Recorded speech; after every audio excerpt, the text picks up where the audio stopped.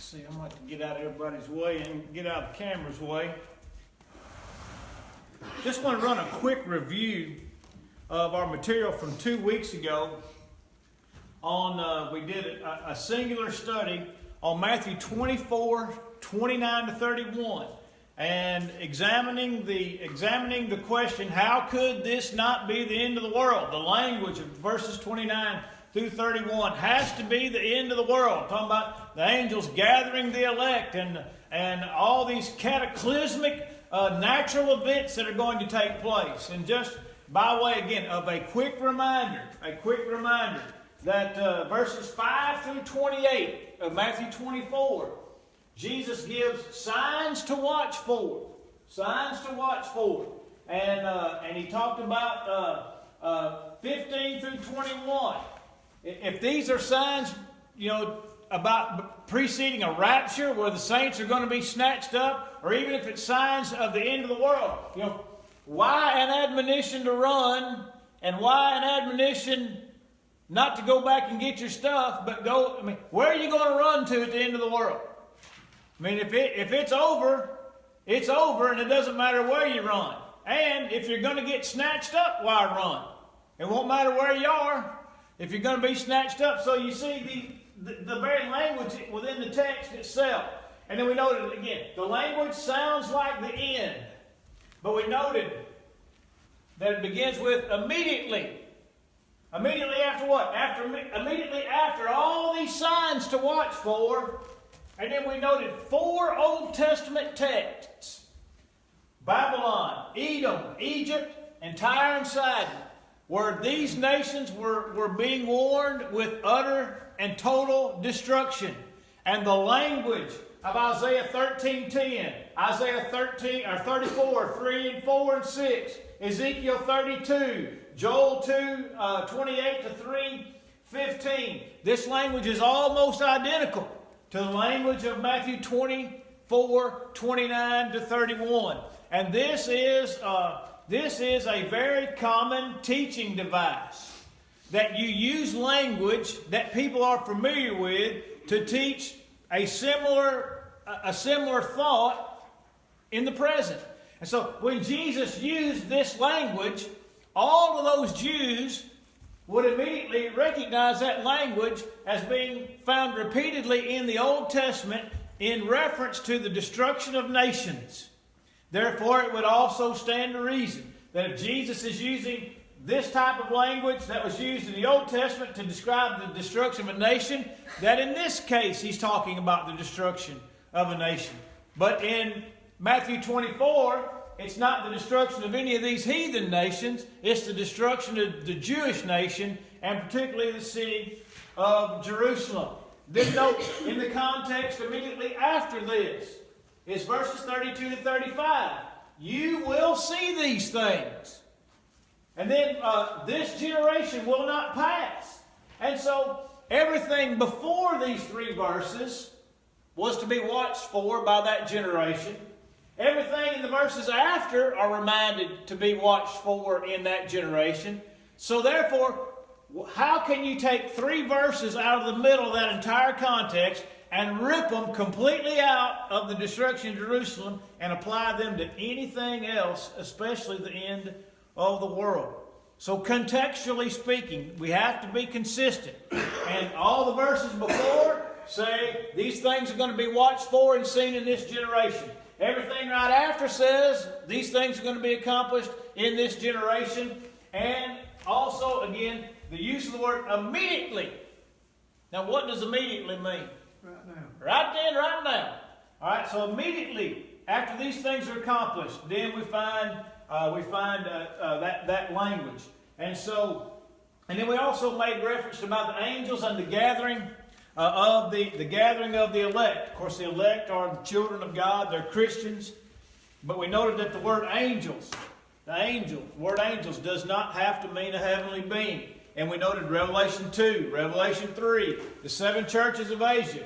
Who was Jesus talking to? It says, and to the angel of the church at Ephesus write, and to the angel of the church at Sardis write, and to the angel of the church at Laodicea write. Well, he's not talking about an angelic being, because angels weren't preaching in those churches. The word angel just simply means, angel just simply means messenger. But now, I want to, and I hate to do this, I hate to erase this because I really enjoyed putting all this together. But we've got to go to Luke 17. We've got to go to Luke 17. And begin reading in verse number 31. Alright? Begin reading in verse number 31 of Luke 17. And going through, I'm going to say about verse 37. Luke 17, verses 31 through 37. And we're going to look at these. We're going to look at these left behind statements in this context. All right. Let me fix what I messed up here. Here we go. All right. And in Luke 17, just read with me, and I'm going to read it for the benefit of those that are watching on Facebook Live, so that they can hear it and you can read along with me. All right. Luke 17. Beginning in, I said 31. Let's go all the way back to verse 26. Verse 26 says, "As it was in the days of Noah, so it will also be in the days of the Son of Man. They ate, they drank, they married wives, they were given in marriage until the day that Noah entered the ark, and the flood came and destroyed them all. Likewise, as it was also in the days of Lot, they ate, they drank, they bought, they sold, they planted, they built. But on the day that Lot went out from Sodom, it rained fire and brimstone from heaven and destroyed them all. Even so will it be in the day when the Son of Man is revealed. In that day, he who is on the housetop and his goods are in the house, let him not come down to take them away. And likewise, the one who is in the field, let him not turn back. Remember Lot's wife. Whosoever seeks to save his life will lose it. Whoever loses his life will preserve it. I tell you, in that night, there will be two men in one bed. The one will be taken and the other will be left. Two women will be grinding together, the one taken and the other left. Two men will be in the field, one taken and the other left. And they answered and said to him, Where, Lord? He said to them, Where the body is, there the eagles will be gathered together. Now, I meant to bring a copy of this. I did not do it.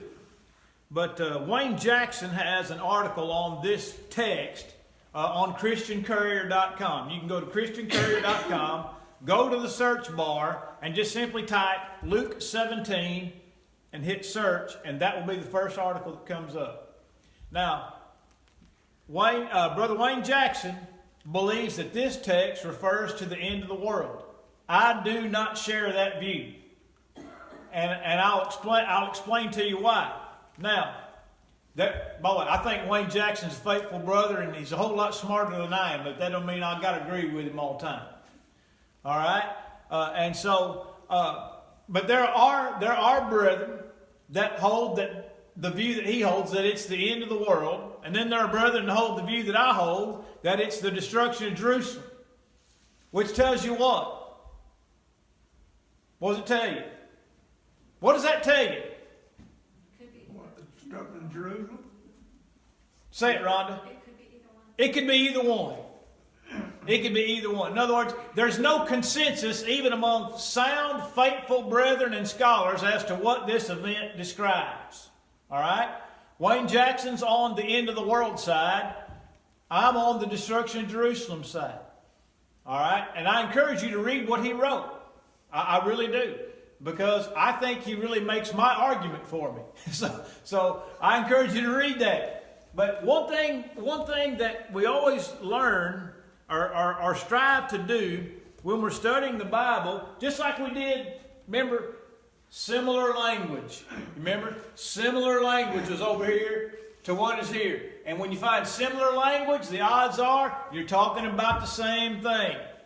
Now I want you to look at some things that are in Luke 17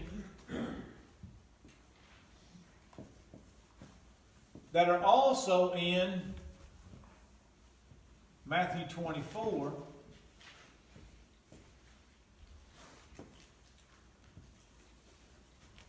And I'm gonna try to make my point, all right? But having said all that, Billy and I talked about this before he came and while we're here. We talked about Luke 17, and Billy said, "What side do you take?"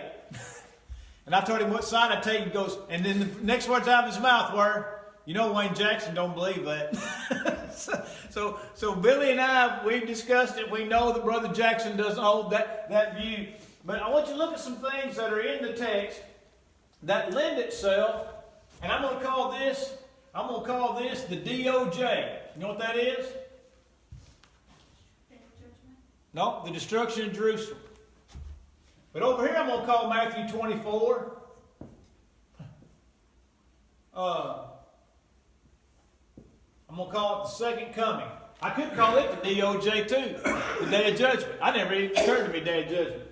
All right, but there's also some stuff in Matthew 24 that pertains to the end of the world. So let's look at the text. Let's go back to the passage in Luke. I got to get here and get a marker so I can flip back and forth between the two. Look at the language of verse 26, 27, 28, 29, and 30. What two people are under discussion in verses 26 through 30? There are two people under discussion. Who are they? People of Noah and people of Lot. All right, that's exactly what I'm looking for, Derek. Thank you. Noah and Lot. Now let me ask you this question.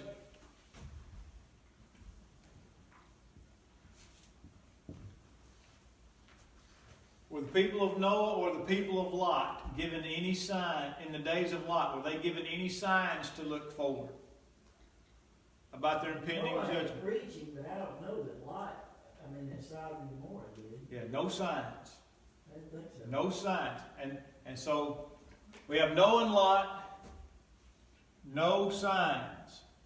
All right, Matthew 24 in the DOJ. Signs? Signs or no signs in Matthew 24? Judgment stuck in my head. You're talking about the destruction of Jerusalem. Yes. I'll help you out, Dave. Sorry. When she said that, it stuck. Signs? Yes. Now, hold your mark in Luke 17. Turn back over to Matthew 24.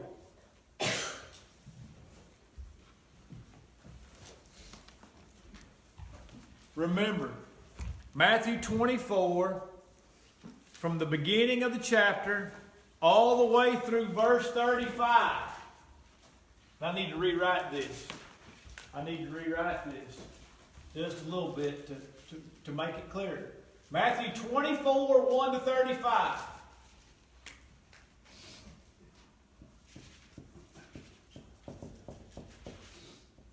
Is the destruction of Jerusalem.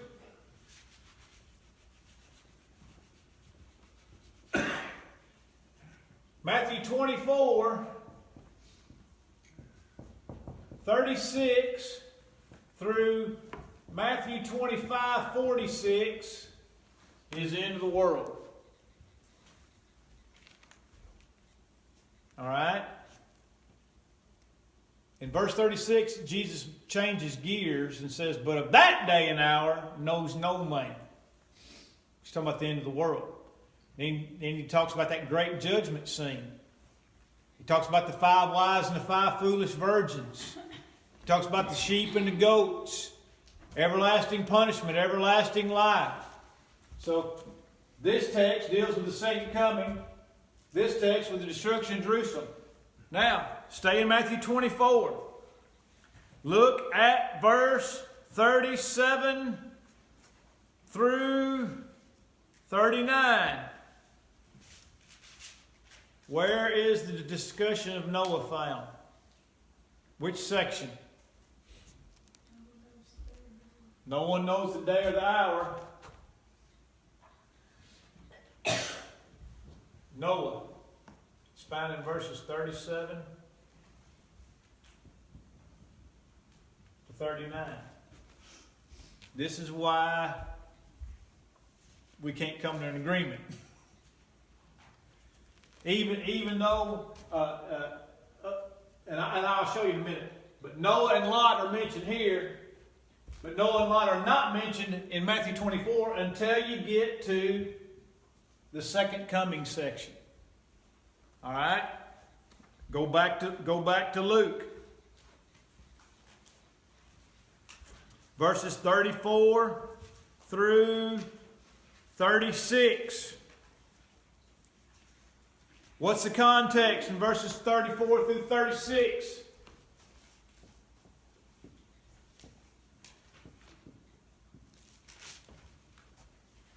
It can be summarized in 4 words. What is it? 34 through 36. Of Luke chapter 17. Can be summarized in 4 words. I gave you the first 2. 1 taken, 1 left. Correct? 3 times. 3 times. Got men in the bed, women grinding, men in the field. 1 taken and the other left. Alright? Back to Matthew 24. Where do we find? Verse 40. 41.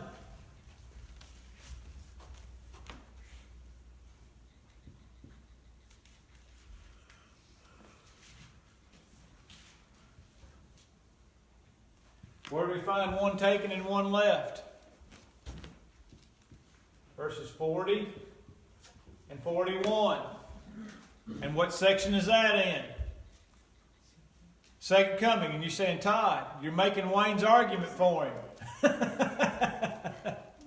Todd, you're making Wayne's argument for him. But if you read the first part of Matthew 24, you have to start. Because one stone on top of another. That's right. What else? Yeah, I mean, I don't think, of course, those of us that understand the text properly, there is a division between these 2 events. All right? I used to think that was when somebody would die, when they 2 together, one would be taken, they would die, and the Lord would come get them, you know. Yep. But this is saying that people are being snatched. One is literally taken and the other is left. All right? Now, let's go back to Luke.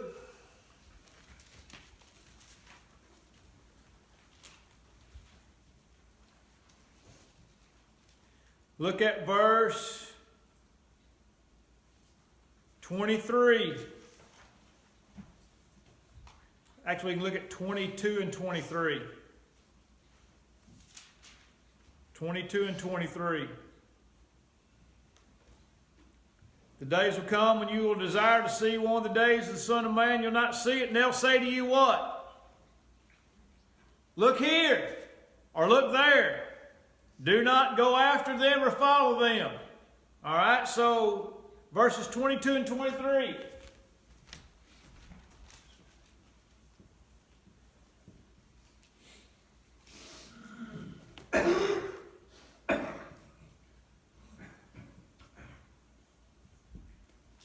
Look here. Now we'll go back to Matthew 24.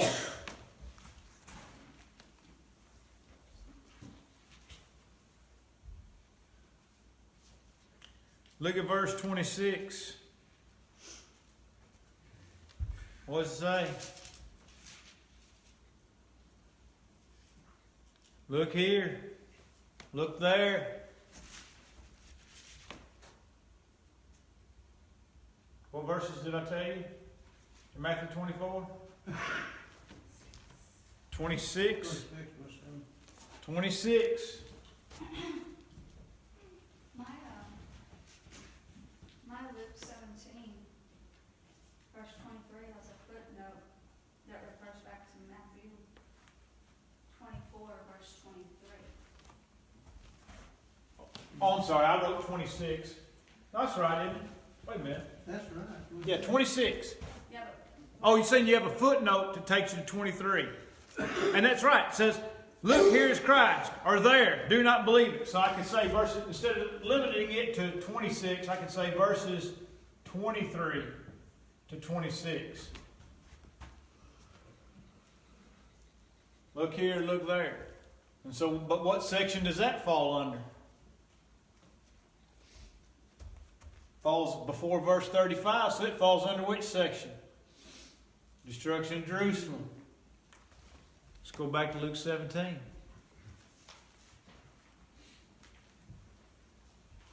Look at verse 24.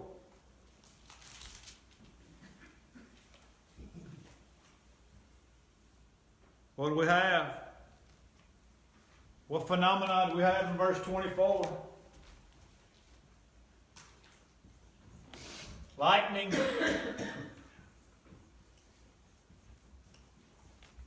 Now go back to Matthew 24. Give me verse 27. What do we have? Same thing. So what section does it fall under? Destruction of Jerusalem. See, now I've evened it up. I've evened the score on Wayne. It's 2-2. Now, let's keep going. Let's go back to Luke. Look at verse 37.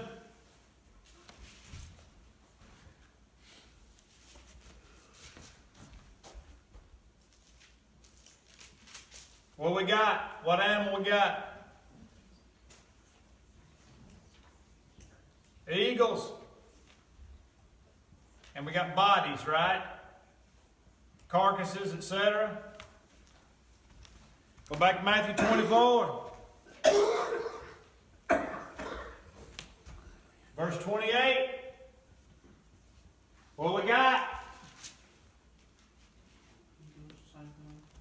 Yeah. Now I'm beating him 3-2. You emailed that board. I scored a run on him in the bottom of the ninth. I beat him. I hit a walk-off on him. What about the one taken and one left behind though under the second coming? I know. That's my whole point. That's my whole point. You can't put your foot down on this. You cannot put your foot down in Luke 17. On that one. My point, you cannot say with any degree of certainty that Luke 17 is the destruction of Jerusalem, and you can't put your foot down with absolute, I say any degree, I should say with absolute certainty. You can't put your foot down and say Luke 17 is the second coming, and here's the evidence. And you can't put your foot down and say Luke 17 is the destruction of Jerusalem. But because Good. Here's the evidence. Now, let me throw one more monkey wrench in it, Derek. Look at how this works. These are the earliest verses, right? The early verses run to the destruction of Jerusalem. The middle verses go to the second coming, and the last verse goes back to the destruction of Jerusalem. That's why it's so difficult. That's why it's so difficult. I'm saying I'm thankful we have Matthew chapter 24. Oh, absolutely. Absolutely. Otherwise, at least for me, Well, it talks about in this generation. Matthew 24 is clear. Right? There's no question about what Matthew 24 is talking about. We've studied that for 3 weeks now. We know what Matthew 24 is talking about. My point is that Luke 17 cannot be affirmed, absolutely affirmed as the destruction of Jerusalem or as the second coming. My interpretation, my belief is it's the destruction of Jerusalem. And I'll tell you why. Let's go back to Luke 17.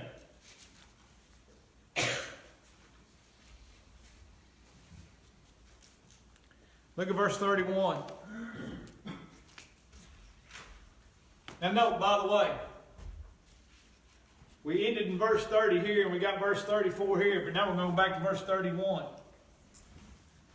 What's the summary of verse 31? You in the house top, you can't come down and get your stuff. Yeah, don't turn around and look back, right? Remember Lot's wife. What'd she do? Turn around and look back. All right? In other words, run! That's the summary of verse 31. Well, you was talking about all this stuff, but the end of time don't have none of that kind of stuff in it. It's in a twinkling and blinking I of know. an eye, and that's not there, that's run. I know. You're right, Walter, but that's what makes it so difficult. You can't put your... all right, so, let me ask you this. Matthew 24. Go back to Matthew 24. Go to verse 17 and 18.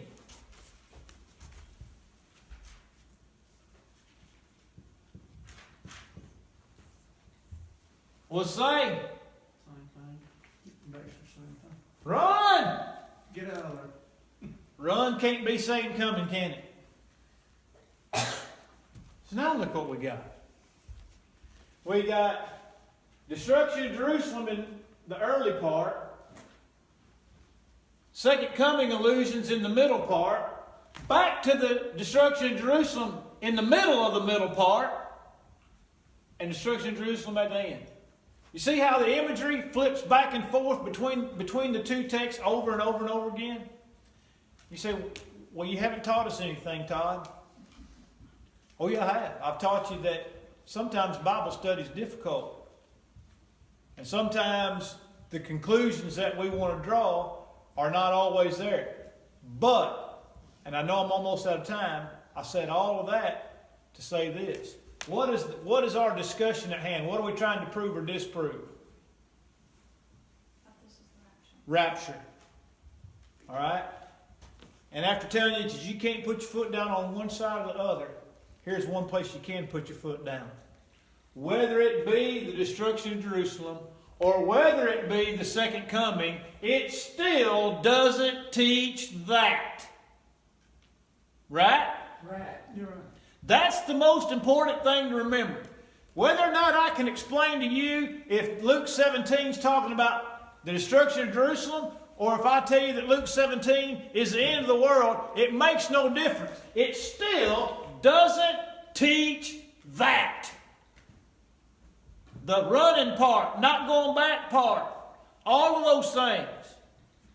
And one more thing, and this is why I titled, you don't know this, but I titled this broadcast, Being Left Behind a Bad Thing, ?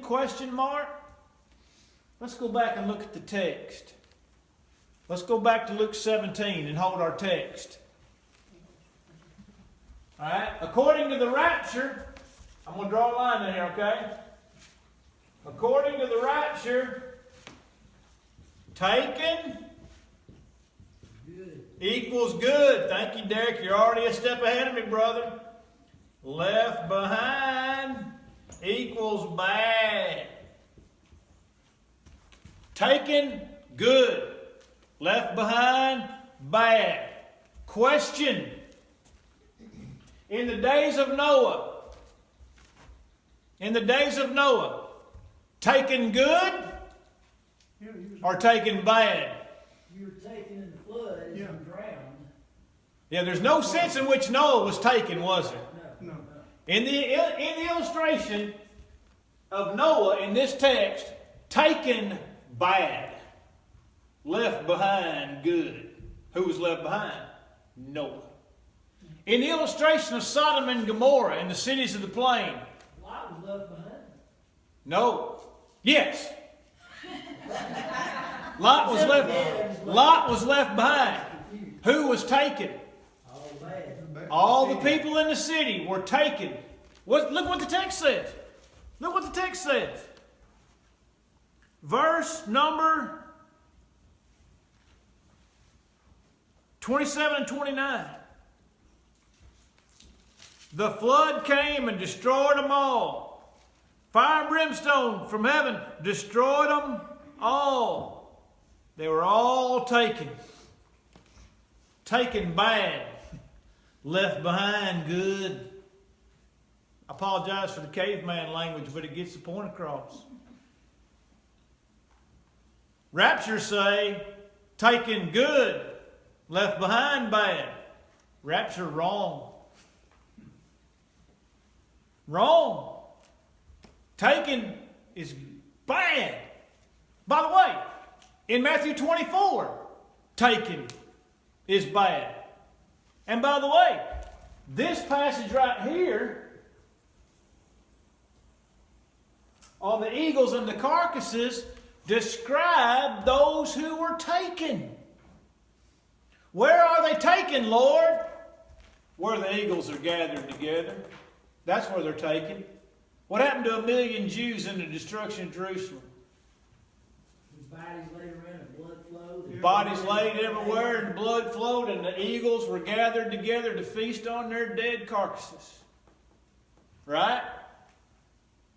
So, where? Where are they taken? They're taken where the eagles are gathered together, where the dead bodies are. Again, taken bad, left behind good. All right, Derek.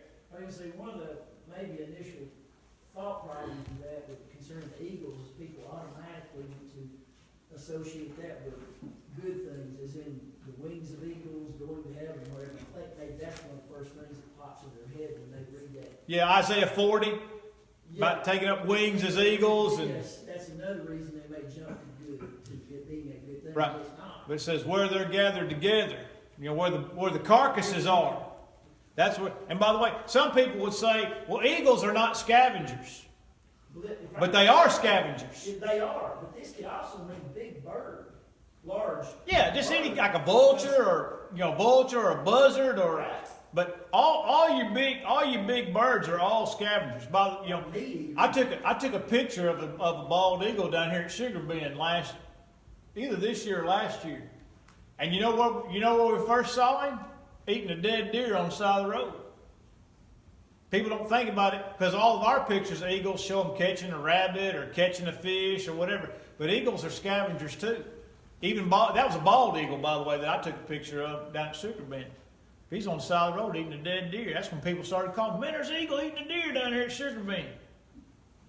So this, the reference to eagles can literally be eagles. But the point is, there's carcasses representing death. All right?